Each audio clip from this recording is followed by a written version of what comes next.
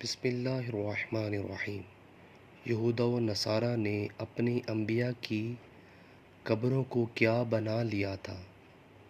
ام المومنین سیدہ عائشہ صدیقہ رضی اللہ تعالی عنہا فرماتی ہیں کہ آپ صلی اللہ علیہ وسلم نے اپنے اس مرض میں جس میں آپ صلی اللہ علیہ وسلم نے وفات پائی یہ ارشاد فرمایا، اللہ تعالی یہود و نصارہ پر لعنت کرے کیونکہ انہوں نے اپنے نبیوں کی قبروں کو مساجد بنا لیا۔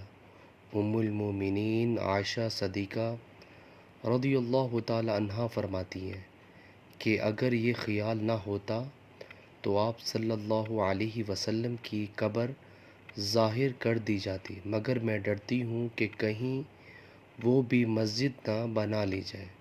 صحیح بخاری کا حدیث ہے۔